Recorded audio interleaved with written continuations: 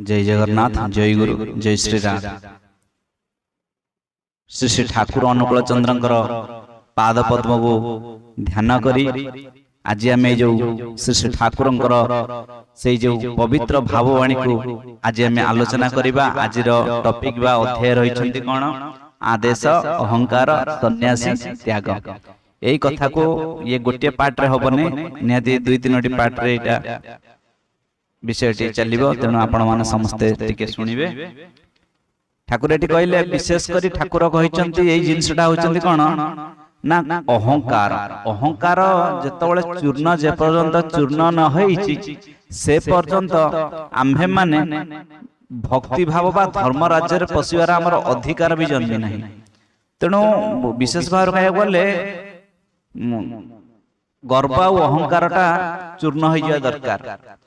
तापर धीरे धीरे आम भीतर को ठाकुरंकर से भाव आसीबो। तापर ठाकुरंकर निर्देश आसीबो। निर्देश अनुसार भी कर्म करिवा पई ठाकुर ए जो कथा भीतर कहिसंती, ठाकुरंकर भाववाणी भीतर कहले कोन ना जेउ माने अहंकार करंती सेमानंकर निस्तार नाही, सेमानंकर विश्वास रे मध्य अहंकार। ठाकुर जो सत्यानुसरण भितरे गोटे जो बाणी सुनाइछंती कोन ना अर्थ, मान, जस इत्यादि पाइबा सर मते ठाकुर सजाई भक्त हुआ नाही। अर्थ, मान, जस जदि किए किछि पाइछि भी गुडे मान, सम्मान, प्रतिष्ठा, प्रतिपत्ति मते मिलिबो, मो गोटे भलो ठाकुरंकर गोटे कर्मी, मते समस्त प्रशंसा करंतु, मो ठाकुरंक पई एते पैसा दान देइछि, मते समस्त क्रेडिट बाहा बाहा करंतु, आसे नहीं ना कहीं ना आ भीतर अहंकार थाए। अर्थ, मान, जस इत्यादि पाइबा सर मते ठाकुर सजाई भक्त हुआ। सावधान हो, ठकी जीव। तुमर ठाकुर तो जागृत न हेले केही तुमर केंद्र ही नहते, ठाकुर भी नहते फांकितले पाइ। एक कथा समस्त जानचंती। तेन ठाकुर ए जो कथा कहले जे माने अहंकार करंती से मानकर आ निस्तार नाही। तापर कोन कहले ना पागल हेबा को चाहिले हुए नाही, पागल हुओ। पागल आमी कहले पागल हुंती मार डिया, डिया मारिबा आगरु ही भय। तेणु ये जो गुरु केन्द्रिक होइकरी जिबा, सत पथरे जिबा, खंडार धारे धारे जिबा सहित समान। जदि टिकिए मन एपट सेपट हैला आज्ञा जीवन चली जीवार आज्ञा भय थाए ना कोन ना। मैं सत पथरे गला बेलू हमको असंख्य गोटे जने गाड़ी टाई किणी आज्ञा, से केबेले कंटा झंटा नबनी कहीं ना गाड़ीटा फुटी गले से कष्ट करिवो, भोगिवो, गड़े गड़े पेलिया पड़ियो। फिर भी कौन हुए ना कोठी टेंट बंधा आइतबो आज्ञा, से दुर्गा पूजा हो, गणेश पूजा हो, रास्ता पर जो टेंट बंधा आ जाउछि से कंटा को ओळौ नाहांती। से माने से कंटा सेंट पड़िथियो जे गाड़ी ले जाउछि फुटियार संभावना थाए। सेमति कोन हुए ना आम मन भीतर सड़ रिपु कोन करन ना से केबेले तम नहीं परन। शरीर अछि सड़ रिपु रहिबे आज्ञा, ताकू कोन होय ना भगवानकर पथरे जाई, नाम भीतर जाई भगवान कर्म, कर्म भीतर जाई ना पुणी भगवान गोटे कौन कर्म ना अतएव काम प्रेम बहुत अंतर। आत्मेन्द्रिय प्रीतिवांछा तारे बोली काम, कृष्णेन्द्रिय प्रीतिवांछा तारे बोली प्रेम। जोटा आम आम निजर सुख पाई चाहूचे जेकोसी जिनस होना कहीं निजर सुख पाई, ताले सेटा होची काम हे गला, आम निजर स्वार्थ हासिल होला। जोटा आमे अन्यर उपकार, अन्य अपरर मंगल कामना ही निज मंगल प्रस्तुति, अपर उपकार जो आमे किछि मिलिबो नै, आमे किछि चाहूना कि जनकर उपकार करूछ। आ भगवानकर उपकार माने कोन? भगवान स्वयं आसे आमे तां किछि उपकार करै, सिए तो सर्वशक्ति माने तांकर आमे कोन उपकार करिया। जेतबेले हमर अमंगल हुए कोन ना मंगलम भगवान विष्णु, मंगलम गरुड़, मंगलम पुंडरीकाक्ष, मंगलायतन हरि। ओम विष्णु विष्णु विष्णु चिंतरा आज्ञा भगवान का नाम नहीं गला आज्ञा मंगल हो गला।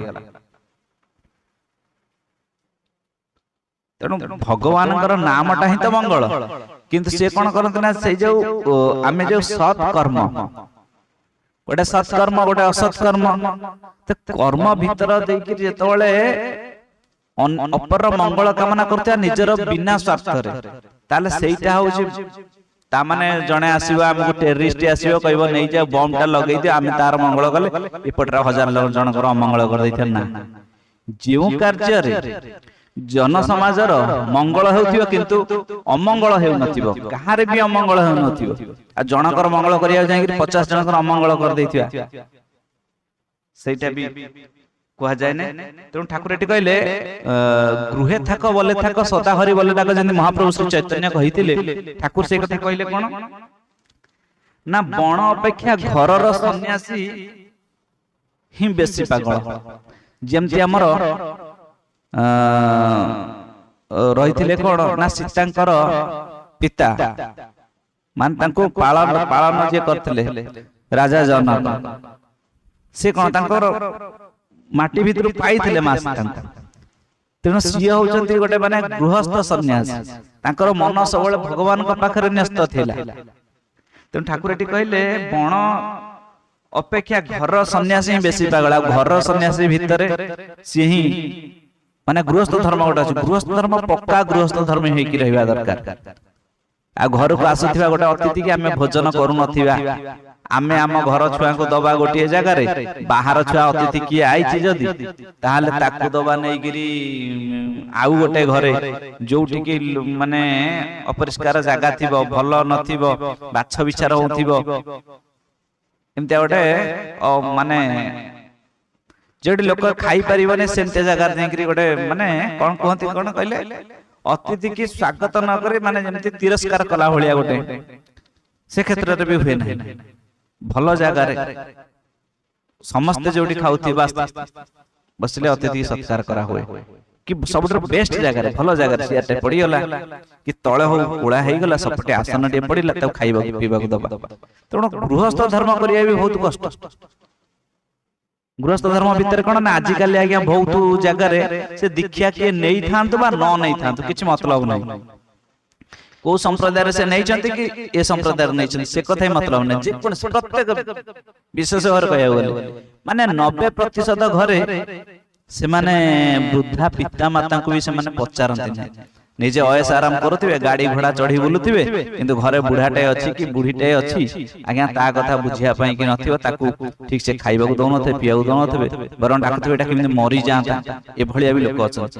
ତେଣୁ ଗୁରୁ କୈନ୍ଦ୍ରିକ ହେଇ ଚାଲିଲେ କଣ ନା ଗୁରୁ ଯୋଉ କଥା ଶିକ୍ଷା ଦେଇଛନ୍ତି ଆମକୁ ସେଇ ଶିକ୍ଷା ଭିତର ଦେଇକିରି ହିଁ ଯିବାକୁ ହୁଏ। ଆମେ ଶିକ୍ଷା ଭିତର ଦେଇକି ନ ଯାଇକିରି ଆମେ ଯେତେବେଳେ ଯାହା କିଛି ପ୍ରୋବ୍ଲେମ ହଉଛି, ଗୋଟେ ଜଣେ କମେଣ୍ଟ କରିଥିଲେ କଣ ନା ଏଇ ଯୋଉ ବୃଦ୍ଧ ପିତା ମାତାଙ୍କ କଥା, ତେଣୁ ଦୀକ୍ଷାରେ ସେଇଟା ଦୋଷ ନଥାଏ। ଆମେ ଶିଖିବା କଣ, ଆମେ କାର୍ଯ୍ୟ କରିବା କଣ, ସେଟା ଆମ ନିଜ ଉପରେ ସେଇଟା ରୁହେ। ଯିଏ ଯେତେ ଗୁରୁ କେନ୍ଦ୍ରିକ ହେବ ସିଏ ସେତେ ଭଲ ମଣିଷଟା ହେଇପାରିବ।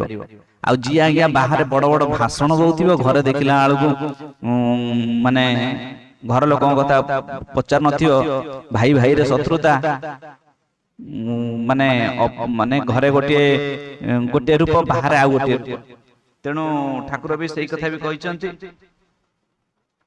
ସଂସାରୀ ସନ୍ନ୍ୟାସୀ ଦରକାର, ଜଙ୍ଗଲର ସନ୍ନ୍ୟାସୀ ଆଉ ଦରକାର ନାହିଁ, ନିତାଇ ଦରକାର। ଜାଗ୍ରତ କରି ତୋଳ ଦେଖ ମିଥ୍ୟା କହିଲେ 3 ଗୋଇଠା। ତେଣୁ ଭଗବାନଙ୍କର ପଥରେ ଯିବାକୁ ଗଲେ ମିଥ୍ୟାକୁ ଛାଡିବାକୁ ହୁଏ। ଠାକୁର କହିଲେ ମନ ମୁହଁ ଏକ ହେଇଗଲେ ତା ଭିତରେ ଯାଇକିରି ପାପ ଆଉ ବସିପାରେ ନାହିଁ, ବସା ବାନ୍ଧି ପାରେ ନାହିଁ। ତେଣୁ ଆମେ ଏଇ ଯୋଉ ଏବେ ସତ୍ସଙ୍ଗରେ ଗୋଟେ ଉଠିଛି କି ଯୋଉମାନେ ଯାହା କରୁଛନ୍ତି ସେଇଟା ହିଁ କୁହନ୍ତୁ, ସେଟା ଆକ୍ଚୁଆଲି 100% ଠିକ। ଜଣେ ମଦ ଛାଡି ପାରୁନି, ସେ ଅନ୍ୟମାନଙ୍କୁ ଆଜ୍ଞା ମଦ ଛାଡି ଦିଅ, ସେ କଥାର ପ୍ରଭାବ ପଡେନି। ସେଥିପାଇଁ କୁହାଯାଏ ଆଗେ ନିଜେ କର, ତାପରେ ହିଁ କହିବାକୁ ହୁଏ।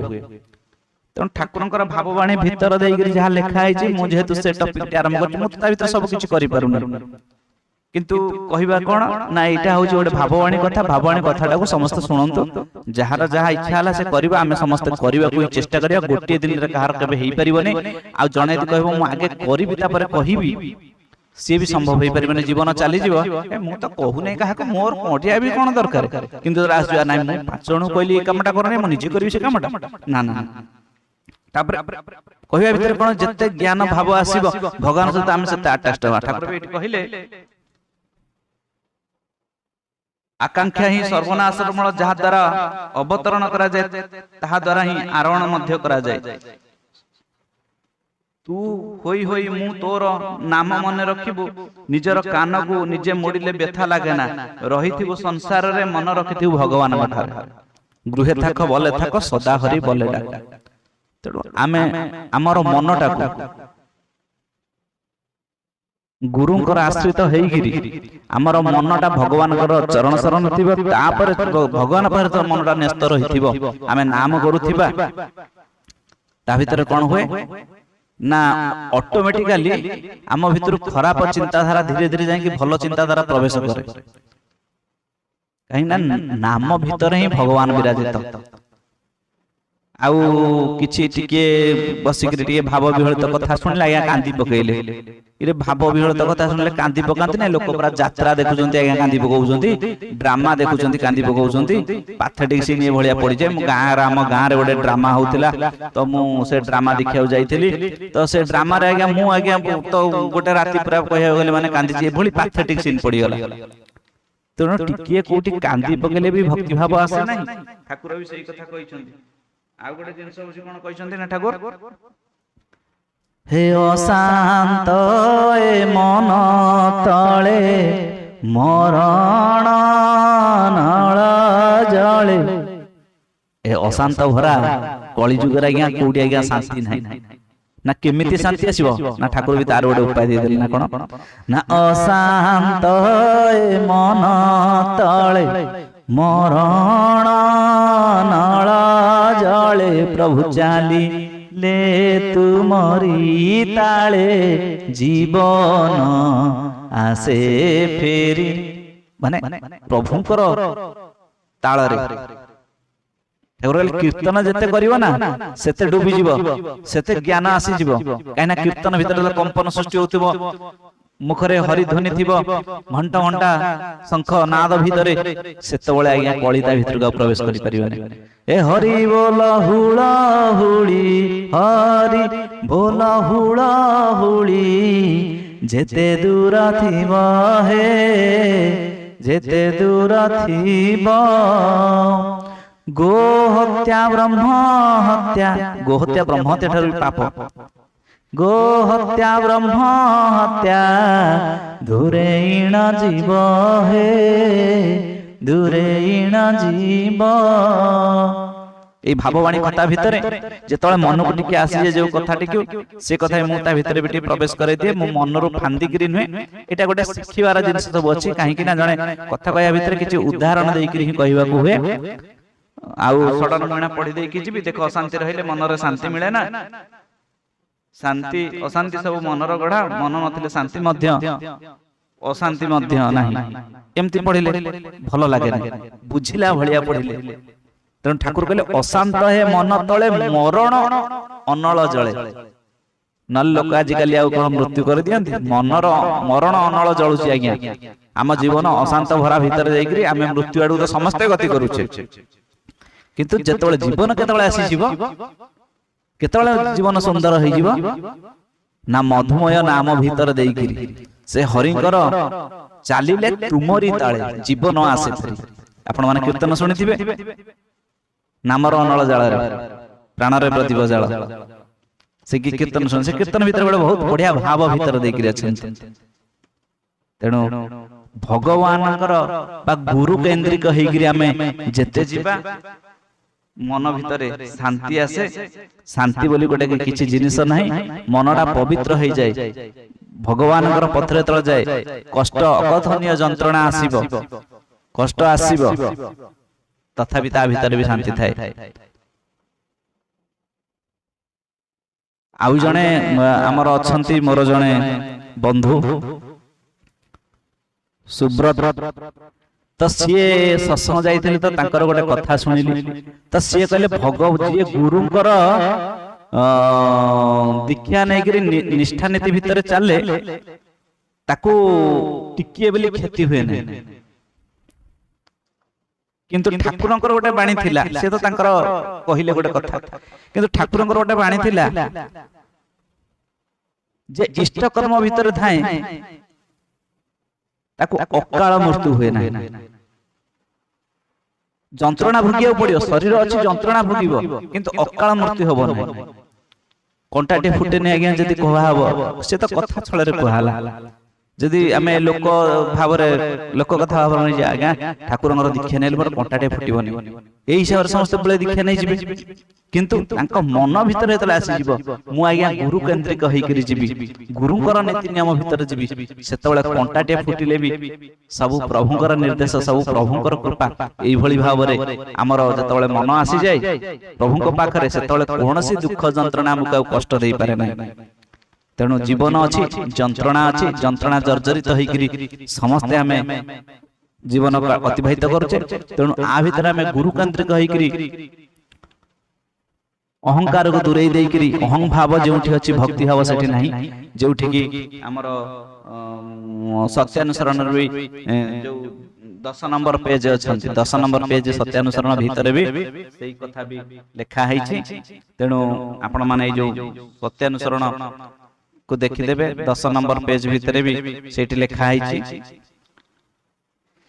एते टिकिए दुर्बलता थिले मध्य तुमे ठीक ठीक अकपट होई परिबने आउ जते दिन तुमर मन मुह एक न हेउछि सेते दिन तुमर मलिनता देहरे हाथ भी पड़िबो नाही मन मुह एक होई गले आउ भितरे महिला जमी पारे नाही गुप्त आवर्जना भाषा रे भाषी उठे पाप जाइता भितरे बसा बांधी पारे नाही तेणु ठाकुर गोटे ये सब कहेतु की कृपा अच्छी आम जब गोटे गोटे नीति नियम ठीक ठीक ठीक ठीक आज गोटे नीति नियम पालुचे काली की आउ गोटे नीति नियम पालिबा काली की आउ गोटे पालिबा एमती धीरे धीरे धीरे धीरे हेली मन गुरु केन्द्रिक होइजिवो आउ गोटे जिनस होउचंती समस्त समस्त को सहाय्य सहयोग करिबा समस्त समस्त भल पाइबा भीतर देइकरी गुरु केन्द्रिक हेई जो पारिपार्श्विक अछंती किबा गुरु भाई माने अछंती कि जे कोनसे लोक हो अर्थ नाही ताको मनोबल दबा शारीरिक ताको सहित टिके जाइकरी